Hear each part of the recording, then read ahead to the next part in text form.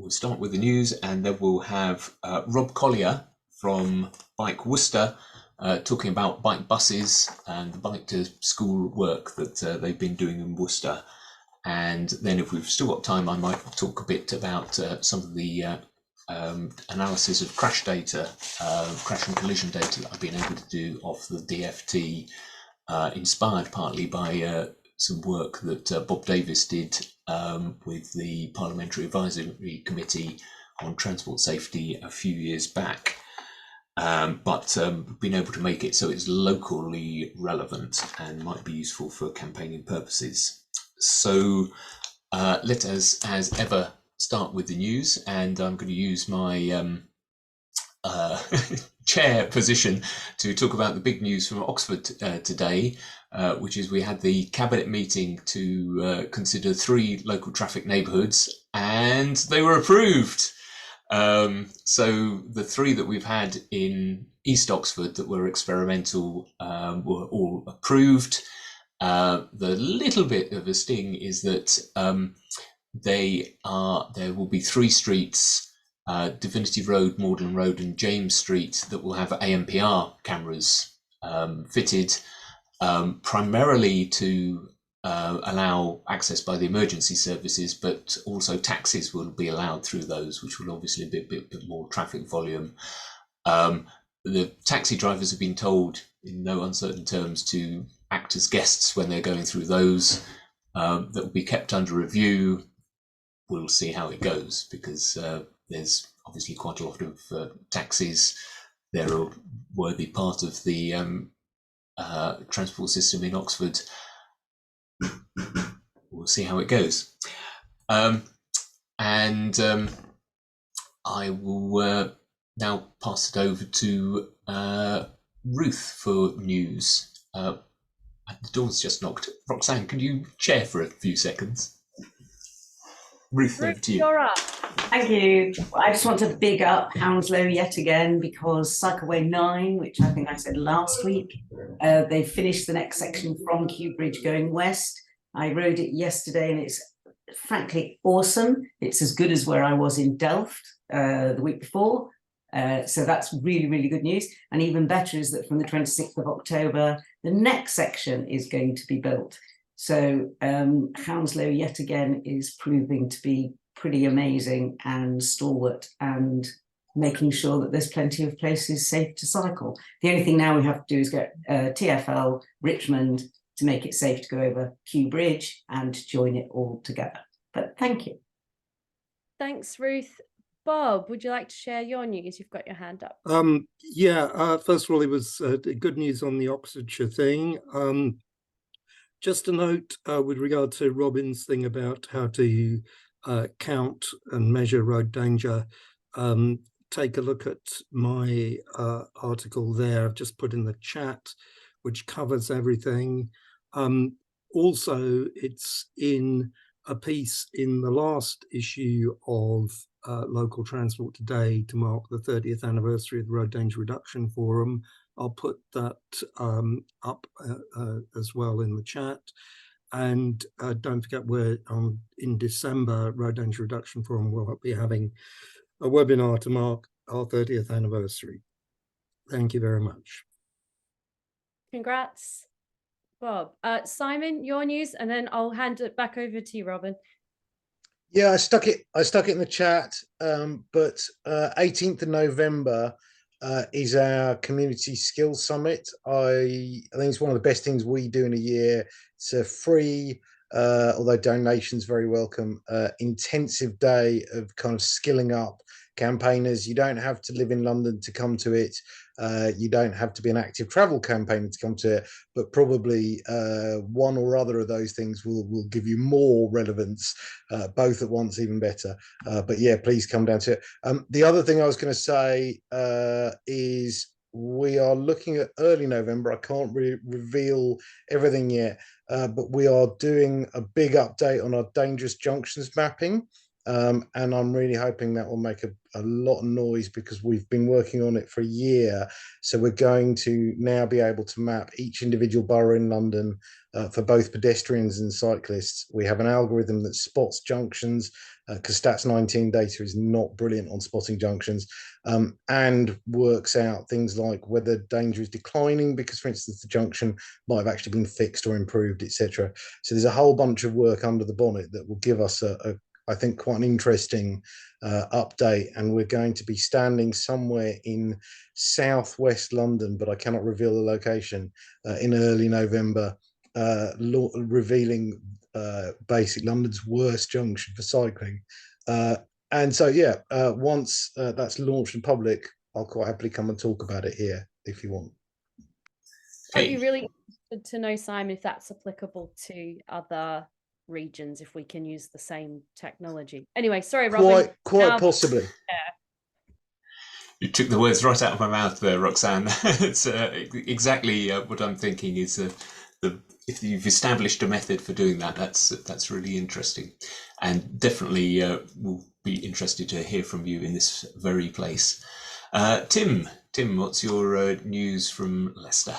Hi, folks. I'm afraid it's gloomy again.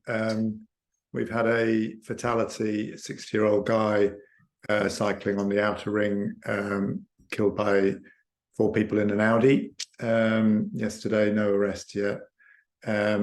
And Birmingham as well. There have been a number in Birmingham that Sarah Chandler's been tweeting about. So, yeah, I was feeling quite chuffed about things recently, but it's a bit down at the moment. And just on the Safer Streets work, we're all knackered having put on those demos. I'm sure most of the people on this call were, but Sarah's putting together a video for the Breaks week of action, and she's asking for images of roadside shrines, you know, those bunches of flowers and stuff. So she's on Twitter at Sarah Chandler, and she'll put something together which will be a 1-2 minute video, but about peace really and safe. Thanks. Okay, any more news present? No. I'll just answer one question that somebody put in about the LTNs in Oxford. It is both taxis and private hire that's permitted, and yes, we did suggest, I can see Kai waving a hand there, we did suggest it was limited to just the licensed taxis. We've also suggested that it ends when the bigger traffic filters, the more strategic traffic filters scheme goes in, and we may be able to get a review of it when that goes in, which should be in October next year. Kai, you have a question or a piece of news for us. Yeah, it wasn't really very great or of significance, but I just wanted to say congratulations to Graham in Bolton for recruiting a record number of people for the group cycle last time, and I'm hoping that the next one will be equally as well attended and as refreshing. Thank you. Well done, Graham. It's good to have a bit of congratulations for positive news as well, so no problems with that. Right, let's move on with let's get the bike bus moving on then, and let's switch to our attentions to Rob in Worcester. Yep, I can see you still there. Would you like to? Yeah, sound check 1 2. You hear me all right? Yep, hear you very clearly. Good stuff. Yep, slides are up. Very shortly. I'll go on mute. Thanks, Robin. Well, thanks very much for having me. Quick intro, my name is Rob, volunteer for Bike Worcester, and I'm the coordinator of our bike bus programme.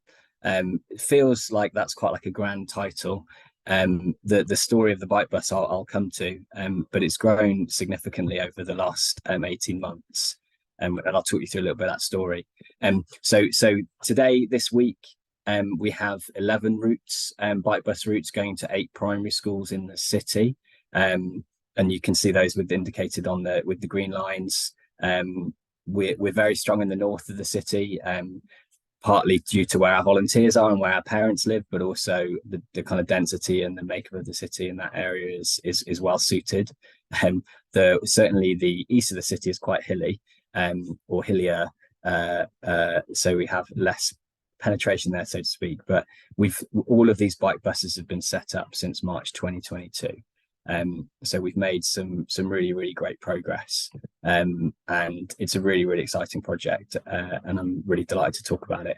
I spend all my time nearly talking about Bike Bus and plugging it in as many audiences and whoever will listen to me. So it's nice to pitch to an easy crowd. I'll rattle through this, and then if there's any questions, happy to go back and answer them. This was the first bike bus we did in Worcester. This was in March last year. And all these children were in reception at the time, and they're now in year 2. And we all, basically the kind of genesis of it was I'd seen I think the Shorelands bike bus in Glasgow on Twitter, thought that's an amazing idea, that's something that I really want to do. I put a shout out to the parents in my son's class, and 3 other families messaged me back and said that sounds brilliant. This location is only about maybe 900 meters from the school. It's really not far at all. So we did our first few pilot rides, really small, really short, with small little ones on balance bikes. And then over this year, it's grown. These are all pictures from our from the main route, the original one. As we've grown, you can kind of see. So we've had the local police join us a few times, which is super useful. And yeah, it's really grown. If that picture at the front might have been one of our biggest buses. It's really grown to be a massive group. We now have a bike bus every day of the week in Worcester. So Monday, Tuesday, Wednesday, Thursday, Friday, there's a bike bus to a different school. I think I hope most people are familiar with it. It's quite a thing. The formation is probably is really special. We take the entire road. We have front and back marshals, parents on the right, children on the inside. We really take control of the space. So, and this is true of all the bike buses that I've seen. Holding traffic, stopping cars at junctions, and giving the children the priority on the road. And it's an amazing thing to be a part of. I don't think, again, this is an easy crowd.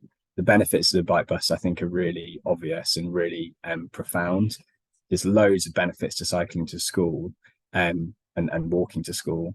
I think that's added to when you create a community and you create a group of people that you can have that shared experience with. And one of the most, when we talk to parents, all the schools that we're working with about what they think of bike bus as, everybody says community. That's the single biggest kind of factor of it. And it's a really great place to meet new parents. It's a really great place to share cycling tips. And there's lots and lots of positive vibes that surround getting together as a group and cycling to school together. And yeah, like I say, it's really, really powerful. My kind of one of the things that I'd really like to land, especially with this group, is bike bus is well, for me, it's so powerful, it's so enjoyable, it's a huge positive to my week. Like, I love the fact that I can get up on any day and go and join a group of children and cycle to school with them.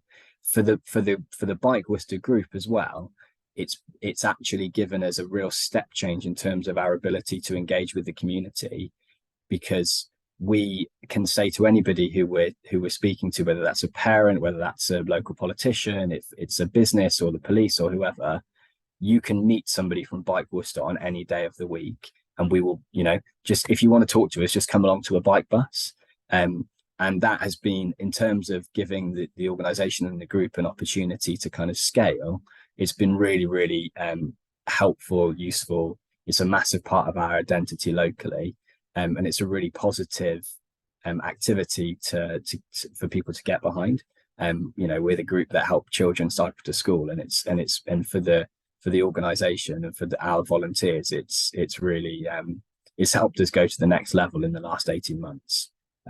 It's very hard to argue with, which in Worcestershire, which is where the county council is heavily conservative, you know, that we you know, the Conservatives support us because we're solving congestion in the school run, and that's really, really powerful. So get out and start a bike bus if you haven't already. Get out and do it. It's the best thing I've ever done. It's absolutely amazing. I'm such an evangelist for it. You know, find a primary school aged family and say, I want to start a bike bus, and get a group together. It doesn't have to be very big. You don't need to have a long route to start. You know, and the thing that we found that works and that you need to unlock it is find somebody, a parent and a group of volunteers who can be there every week and do it once a week for a consistent period of time. And that is the secret to success. It will grow. And we've seen that happen across the bike bus routes that we've got in the city. It's really amazing what you can do with just a bit of consistency and just saying to people, we will be here at this time on a Friday, even if no one turns up, and people do, because you create that space for them. I've got a few slides about stuff that we've learned, so a few lessons. We found that I mean, this is different. I know Hamish is here from Cardiff. This is different in Cardiff, but for us, all of our bike buses are led by parents and other grown-ups, i.e. volunteers, not teachers. We found it really hard to get teachers to join in. It's a bad time of the day for them, typically, like the school run, because they're setting up their classrooms. But we've had brilliant support from schools in other ways, whether that's newsletters, giving out prizes and certificates and assemblies, leaflets. That's really crucial for getting the word out. Even though I talk about bike bus constantly at my school, and I can't get through the playground without meeting a bike bus child, so there's still parents at our school that don't know what it is and haven't heard of it. So that, you know, that constant message is really, really important. Arriving at the school is the most significant point of tension potentially for a bike bus. So that's the bit where we've had probably the most iteration, the most evolution of the bike buses, because obviously you've got a group of children arriving en masse by bike, sometimes with vehicle traffic as well, and also lots of pedestrian traffic. So that's something that we've thought about carefully. Safety on the road felt really important to us when we first started, but actually, you know, 12 months on, what's really interesting is that all of our parents, a lot of whom started with us as quite nervous cyclists, we don't really, you know, everybody basically marshals the whole group. When we first started, there was a few people who felt able to stop traffic or tell people what to do, whereas now with our groups, it's really self-organizing. We know the junction layouts. We know, you know, as a collective group of adults, we know who needs to be where, and we almost, you know, we can almost do it without much communication. So that's really interesting.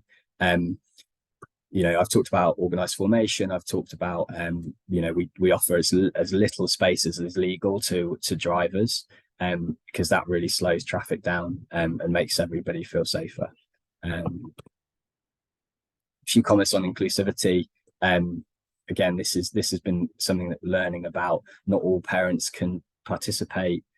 We've got one bike bus in the west of the city, which is in a less affluent area, and that's a completely different kettle of fish. And we've changed our model quite a lot there to try and support that community. Some parents will work, some people don't have access to bikes. Some children or adults can find like a large group quite overwhelming. So, you know, especially I know the Glasgow group is really big, and actually having like people who are designated as welcoming new people to the group and making sure that the children are kind of brought into the group, you know, slowly and gently has been really, really important. Just a few comments on safeguarding. Our buses now vary between, so most of them we ask parents to come along. There's one which I mentioned where we have a significant number of volunteers, sufficient number of volunteers where we feel like, and the route is quite low traffic, where we feel able to invite children without their parents. But obviously that has safeguarding implications. Again, something to consider around social media permission. We take quite a lot of care about what information we share about our routes, like starting time and maps and things like that, from a safeguarding perspective. So all of that is, goes into our risk assessment and sits in a document. All of that, by the way, is shareable. So if you want any of our material, most of which I've hacked from other people, borrowed a lot from Scotland Cycling Group, so I can share all of it. And Sustrans has also got loads of resources as well. So there's lots and lots of stuff available if you want to do the paperwork, which I think is useful. We did a lot of it for the first one, and then for the rest, we haven't bothered with any of that. We've just got on our bikes and set it up. The riding formation, I think, is pretty standard. And then here's a bunch of, I've just got a few examples here of promotional material that we use to promote the bike bus, giving people really clear instructions about when it starts, who to get in touch with, what the routes are, the various meeting points. We've got a WhatsApp group which has got a QR code where people can scan it and join the WhatsApp group. And then we publish messages every week to say who's coming, let us know if you need us to wait for you at any point. And then we also share our live location on that group when we set off, so people can catch up with us if they need to. And our contact details. How was that? How are we doing for time? I think that was almost bang on. Yeah, that was great, Rob. Cool. All right. Any questions, Robin? I'm happy to answer any. End the presentation. Yeah, sure. Although I guess the pictures are brilliant. Really like the pictures. And we had some good questions, some of which I think you answered very shortly after people answered them. So there's one about safeguarding, which I think you described quite well. There's one about whether you did it in the morning or the afternoon, but I think it looked as if you just did it on Friday mornings. But so all of the buses, so when we first started, we offered a return journey as well, so morning and afternoon. At our school, we found that there was very little appetite for the return journey, because of where schools in Worcester, primary schools in Worcester, don't have catchment areas, so you can live wherever and go to the school. So actually that means that the population is quite spread out. Right. So that means that people travel quite significant distances to join the bike bus route, which in the morning is kind of okay, but in the afternoon people don't. People tended not to. So we haven't. And actually, so Shorelands in Glasgow, which is like they get like 50-60 people, have only just started doing the return journey. So we don't offer, at the moment, we don't offer a bike bus home. Right, you're right. So it feels like it's almost a kind of special treat on a Friday. Yeah, we go to the park, and then we get to do the bike bus. And yeah, and it's really for us. We only offer we only suggest once a week, because it's not meant to be a substitute for safe infrastructure. It's meant to prove the demand for it, and also. Right.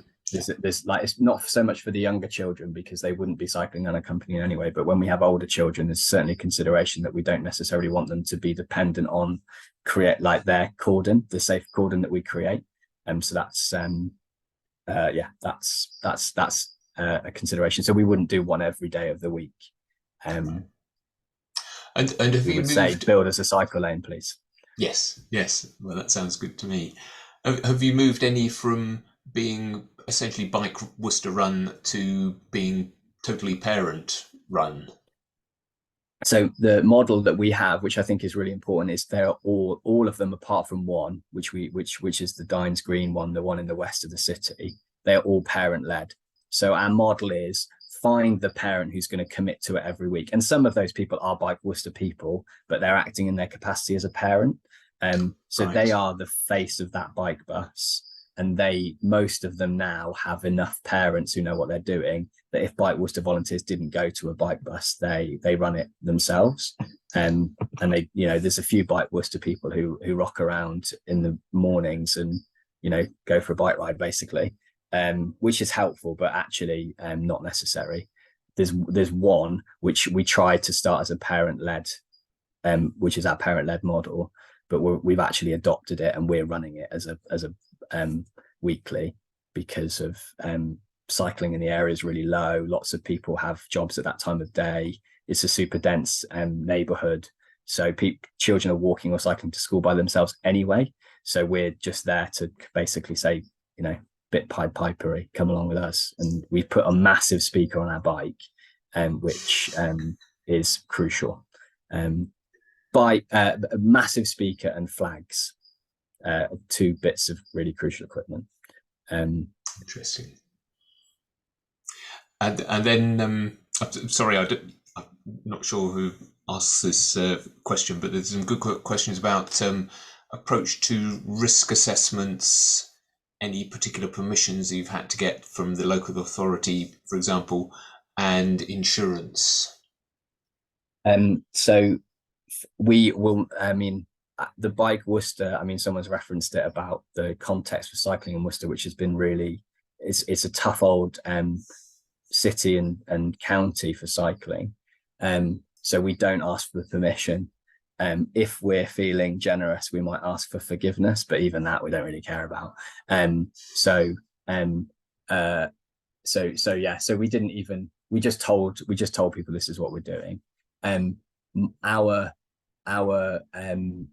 position, on my position, and this extends to the Bike Worcester folks, some of whom are here, is that we don't, because it's parent led, it's bike, they're not Bike Worcester run. We're just supporting the parents to cycle to school with as a group.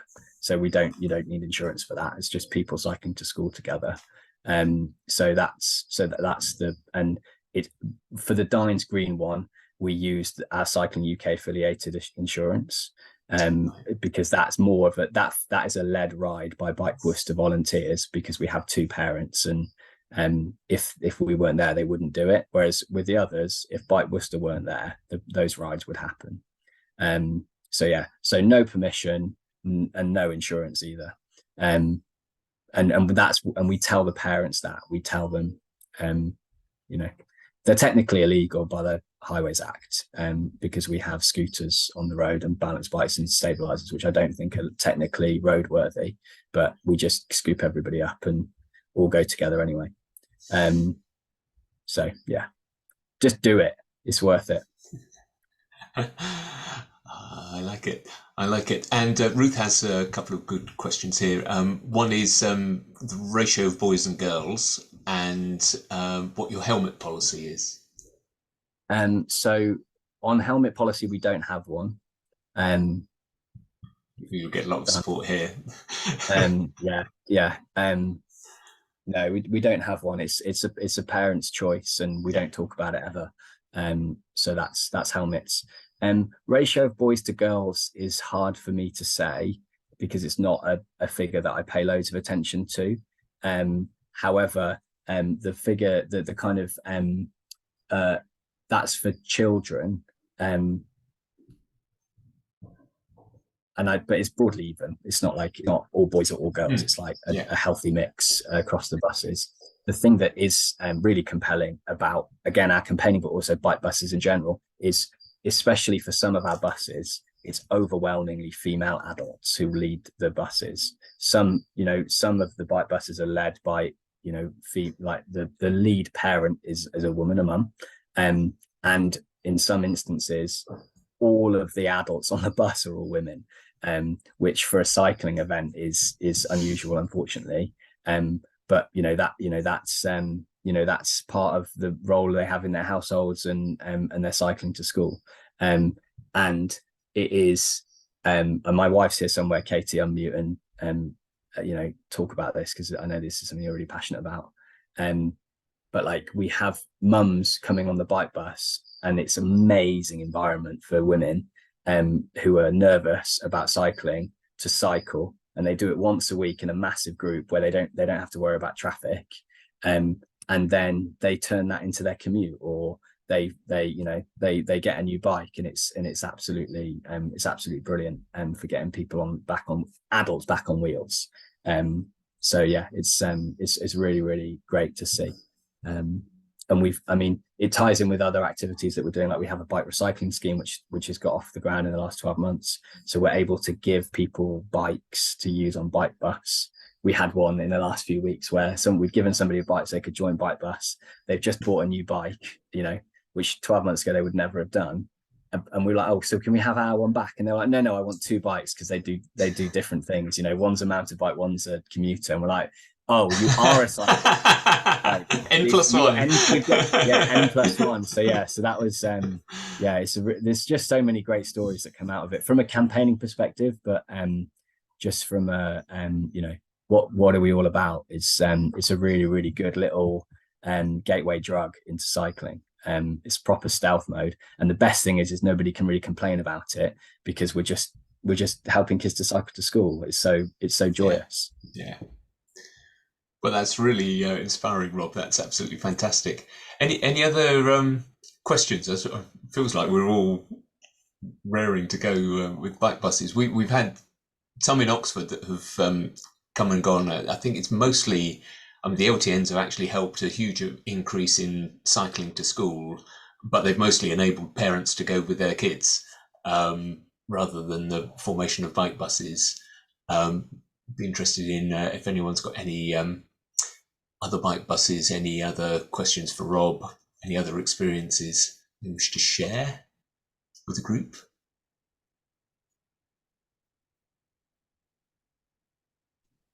No. I just want to. Can I just jump in very quickly? Partly because Rob mentioned me earlier. This is my first active travel CAF attendance, and part of the reason is I wanted to come and join and support Rob with the great work he's been doing.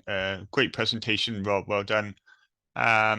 And I also just wanted to highlight something that I just dropped in the chat is that I help to coordinate bike buses in Wales in particular, and I also are part of a network of coordinators who help schools, parents, anyone interested in setting up bike buses across the UK as part of the Sustrans Fridays bike bus project. Again, I just dropped the link in the chat. And again, if there's anyone outside of Worcester who's inspired by what Rob has said and wants some support, feel free to look at the Fridays bike bus resources or just drop us a line, because the chances are we may be able to help you in one way or another to get more bike buses going across the country. And as Rob has highlighted, they are amazing experiences, and they really advocate change on the journey to school, both for young people and for parents. And I can say firsthand that once bike buses started, the impacts it can make on the journey to school, and reduce all the things like congestion, all those sort of traffic issues. It really helps to dissipate those, and also like the benefits that Rob has said, like active, healthy children. So there's no downsides really to getting a bike bus going, but some people just need a little bit of support to get going, and once they're going, there's no looking back. So I just say that's all I was trying to say, and I just wanted to say thank you to Rob for getting out there, putting the word out, and sharing his experiences with bike buses with this group. Thank you, Hamish. That was really good. Great to hear that support for it.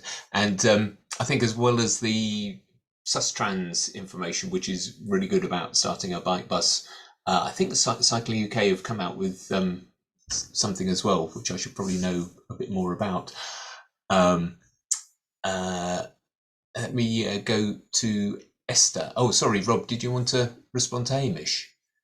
I know only on the Sustrans and the Cycling UK guidance, like that is those two. Certainly the Sustrans guide is brilliant. It's really, really comprehensive. it gives you all the potential instructions that you could possibly want to have in setting up a bike bus and everything to consider. I think if I'd had that when I was thinking about setting up a bike bus, I would have felt that there was loads of stuff that I needed to do. And like, you know, people have been asked about insurance and helmets and all this stuff. And I think it's brilliant that it's there. I think it's a fantastic document. I would encourage you just to find that group of people who can be that little germ, those 5 kids on balance bikes or whatever, and get them riding, rather than, you know, spending ages coming up with a plan. Because it grows. Like we did monthly, we did weekly for one school with one route, then it went to 3 routes, and then we've got 4 schools in the area. Now we've got 8 schools in the city, and we're looking for the next 5. So that you know, just get out there and do it, rather than be put off by paperwork. Right. Yeah. That's wise advice we've had on other things. Don't let the perfect be the enemy of the good. Get out and do it. Fantastic. And Esther, sorry to keep you hanging on there. You have a question, a comment?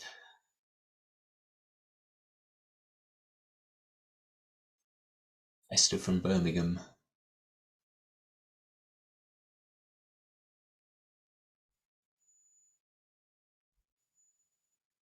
No. Hello. Oh, yeah. Hiya. Sorry. Hi. Yep. Can hear you now. Sorry, I'm on my phone and I don't know how to zoom on my phone, please. Oh, yeah. Firstly, sorry about the traffic noise. I'm pulled over on the way to collect my son. So firstly, just to say that's really inspiring about the bike buses, and a new bike bus has started in Birmingham quite recently. The person who started it I do know, but I'm definitely inspired to go and help out on a Friday and not feel weird. If I can do that in the next couple of weeks, then I'm definitely going to go and have a go. The other question that I really wanted to ask is, did you get into any schools that you didn't already have a connection with, and how did you engage with them? I've been trying to set up a walking bus with a school. A head teacher's very keen, but the parents are like nowhere to be seen except in their cars. And yeah, we're struggling on the engagement side. It's a good question. So certainly the first few schools came via people who were adjacent to Bike Worcester, either already actively engaged. We have there's 2 other avenues that have helped recruitment, if they want to call it that. One is critical mass. So we have our bike bus schools form a big part of our critical mass groups, but then we have other people from other schools, and we talk about bike bus a lot at the critical mass events. And you know, we've gained 2 or 3 schools just from parents going, hang on a second, I've seen this in the newspaper, your bike bus, aren't you? Can we talk about my school? I really want to do it. So critical mass is a really good was a really good kind of route for us. The other avenue is via our local councillors. So we had one school introduced to us by a local councillor who said that they wanted to see if it would work at that school. That also really helped. Obviously, they're that community member, they have that credibility. So and Bike Worcester have got a good relationship with a lot of local councillors. So that helps. I could say more on that. We had a meeting actually yesterday about what we're going to do next to try and get more schools involved, which will involve some funding applications, maybe some big bike revival money if we can get access to it, which is a bit more significant and less organic, but we feel like that's where we are with the schools that we've got so far. We have had lots of unsuccessful attempts where we've got a parent said, oh, I really want to do this. I'm like, great, tell us when and when, we'll be there, we'll help you do it, and then they haven't bothered for whatever reason. So it really does take that one parent who's going to be like, I'm going to be there every week for 6 weeks, come what may. It really that's what it takes. So Excellent. Right, thank you very much. Great. Good question.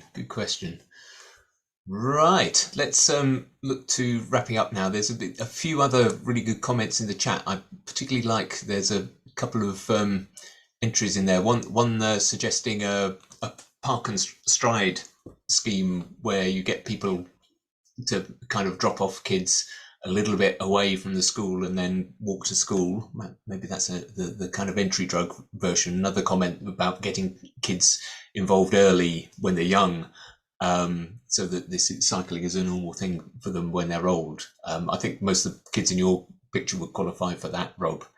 And I think you responded to a question about you've been on the One show with this.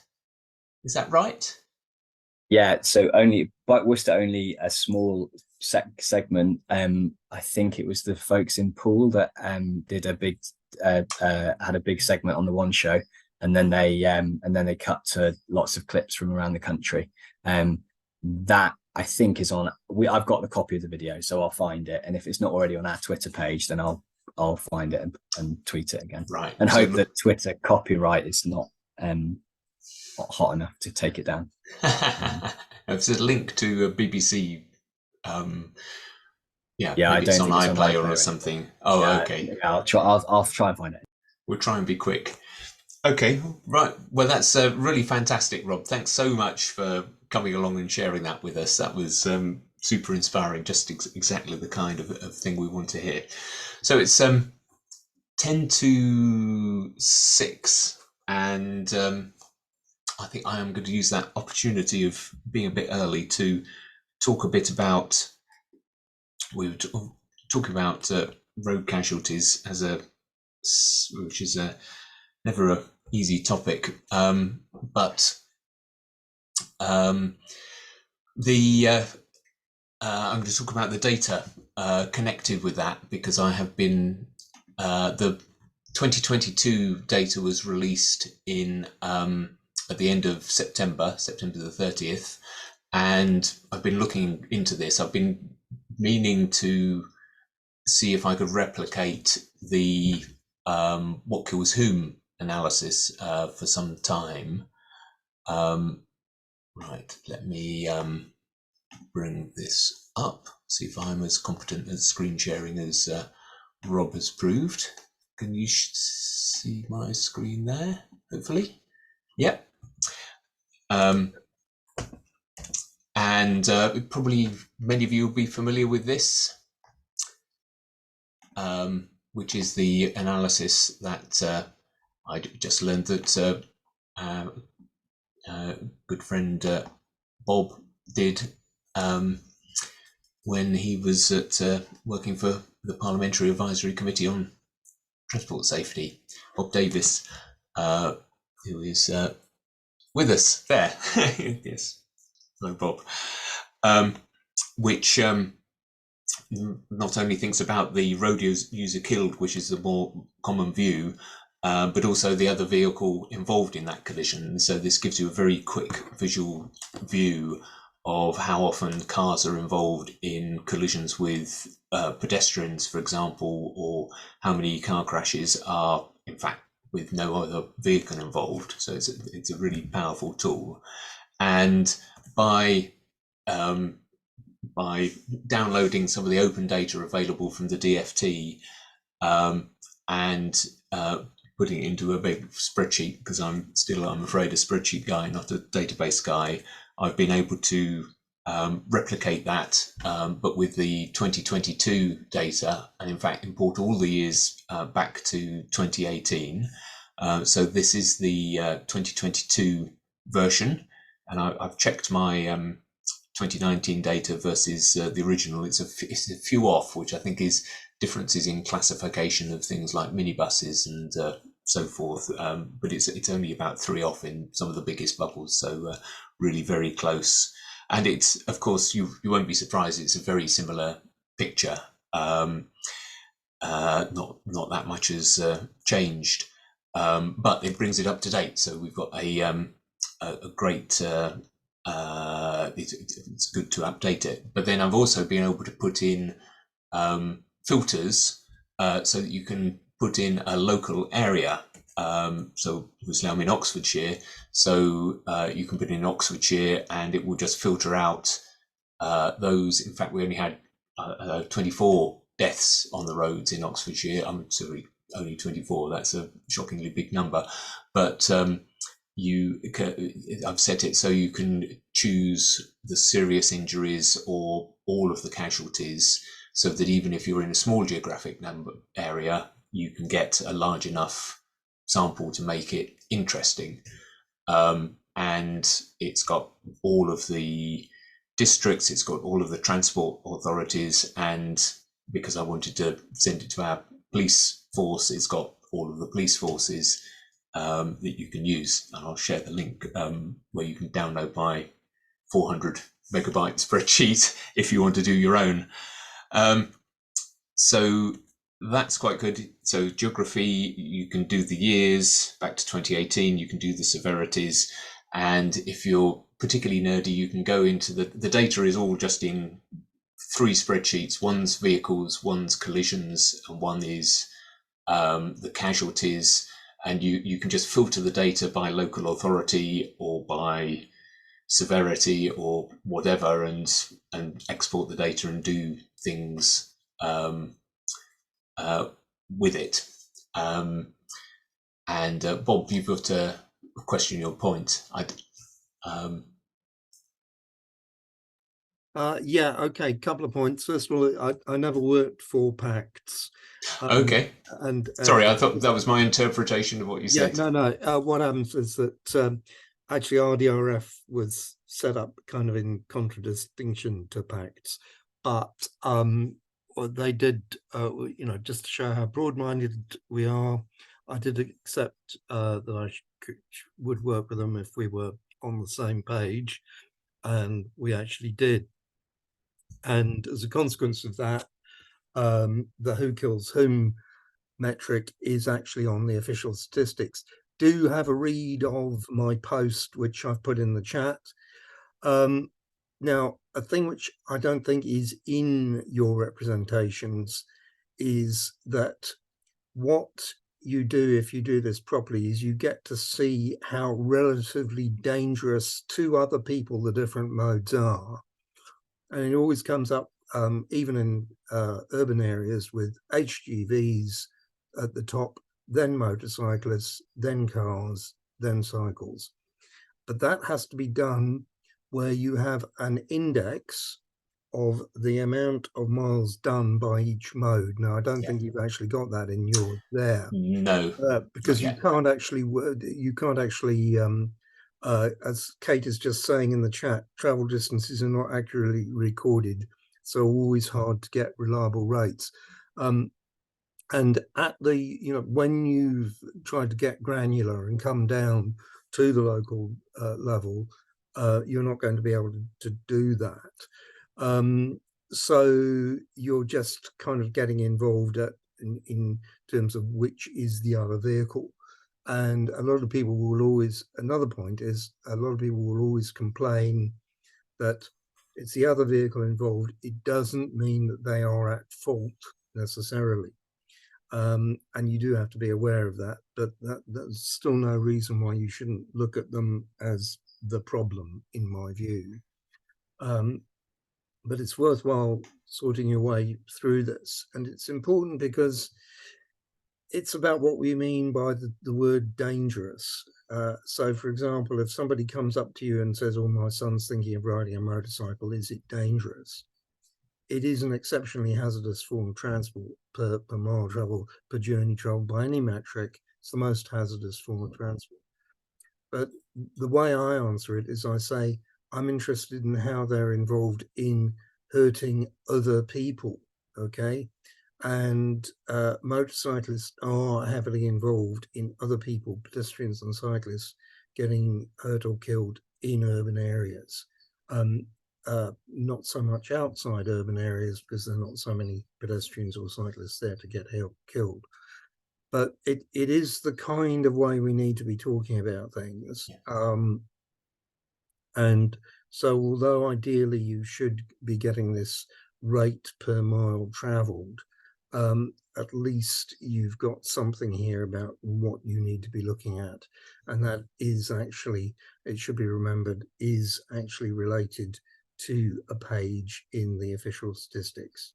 So do please read the article that I've got there. And also in that LTT article, I've got a graphic shown up there as well, which is again based on the national statistics. Yeah. Totally. Yeah. Thanks, Bob. That's I'm totally right on the vehicle mileage rate, and I think that might be possible on a national basis, but not on a local basis. The other thing I've discovered with this, so as I dug closer and I was looking at, in advance of our LTN decision, what the impact was on what had happened in our previous LTNs in Cowley and Oxford. And people here might be familiar with crash map and bike data as two sources of collision mapping that is available. And currently crash map doesn't have 2022 data and bike data does. But I ended up comparing 2021 between them, and I found that crash map had more points on it than bike data did. And digging into them, I discovered that bike data was not showing motorcycle crashes, and maybe it's not showing HGV1. It's got 3 filters where you can select cyclists, pedestrians and car occupants. And I suspect what happens is it's not selecting motorcyclists and maybe bus and HGV occupants. Apologies, this is getting technical. So I've let the Cycle Streets guys are great guys, so I've let them know this, and maybe they can add another filter. But because I've got the raw data and I was desperate to get a 2022 map, I took the data from Excel for Oxfordshire, saved it as a CSV, and there's an open mapping tool called UMap, where you can just paste in a bunch of data. It recognizes things that have got latitude and longitude on the columns, and then it puts points on an OpenStreetMap for you. So in about 15 minutes, I managed to create my own very basic crash map, which I was then able to show how few collisions there were on a very small sample for the LTN in Cowley compared to when it was before an LTN, which was quite useful in making the case for our local LTNs. And in fact, the rate had roughly halved, which was quite consistent with Aldred and Goodman and Co.'s analysis of 72 LTNs, which I will confess was done on a much larger sample and much more rigorous basis. But it's nice to know that we are reasonably consistent. So that was my little analysis fix for the last week. But I'll put the link to the giant spreadsheet for data gurus who want to play with it and use it as a local tool, with exactly the caveats that Bob mentioned. Mark, you have a question. Well, I think you just answered it, actually. It was about downloading the data and mapping it. There are lots of other tools that are available, but as I'm working on the East Oxford Mini Holland, it'd be quite interesting to use your data straight away anyway. So it'll be going straight back to Oxford in a few weeks' time. So you're helping me help you. It's my gift to the community, which also happens to be almost my community. I live in a slightly different place, just south of Oxford, but.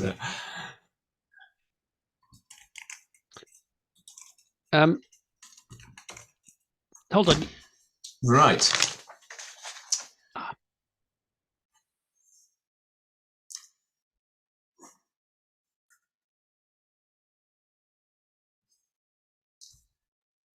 Okay. Right.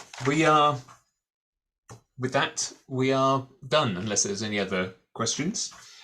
Thank you, I shall say, to Rob for being our speaker tonight. That was a really good presentation, and I hope my delve into data has provided a bit of a contrast to the joy of young kids riding around and having a great time on a bike bus. And next week we have Neil Guthrie, who is talking about rural schemes. I see Ruth has put her hand up. We'll go to Ruth first. And next week also we have Ranty Highwayman. Mark is back to tell us about one of his good, the bad and the interesting.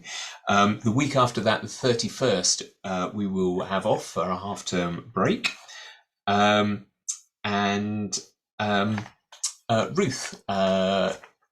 what would you like to say before we go? Sorry, very, very quickly. Anyone who is in London on Thursday, Transport Action Network are taking somebody to court, Simon will know, and they've asked people to turn up at 1:45, preferably not dressed like cyclists, to kind of show a presence, because there's going to be a court hearing at the Royal Court of Justice about stopping the cuts to walking and cycling.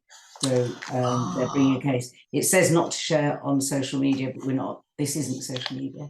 I've tried to share it amongst all my walking and cycling groups, but as I say, if anyone does live in London and they want to turn up outside the Royal Courts of Justice 12:30ish for a photo opportunity and to show how much we care about these cuts. Thank you for letting me speak. 12:30 on Thursday. Thursday, Royal Courts of Justice. This Thursday. Yes. Thank you. Thank you very much. No, not this Thursday. It is this Thursday. Well, the email I've got from them says the 26th of October. Oh God, Mark. Which came from Chris, Ralph, Roger, and all at TAN.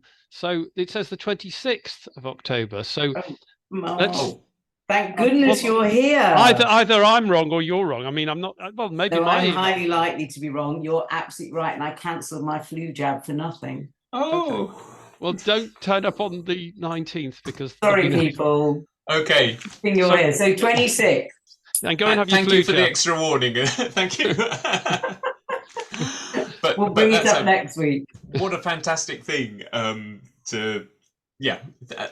brilliant for the Transport Action Network to taking the government to task on and do donate. They're still looking for donations, so anyone can really please go online and donate. They really would like some money.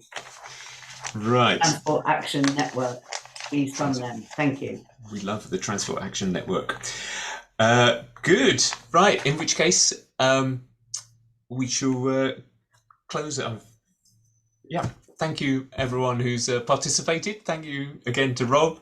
And we'll see you next week at the Active Travel Cafe with more news, more speakers, more active travel, and enjoy your walking, wheeling and cycling in the week. Until then, thank you and bye-bye. Bye. Stop recording.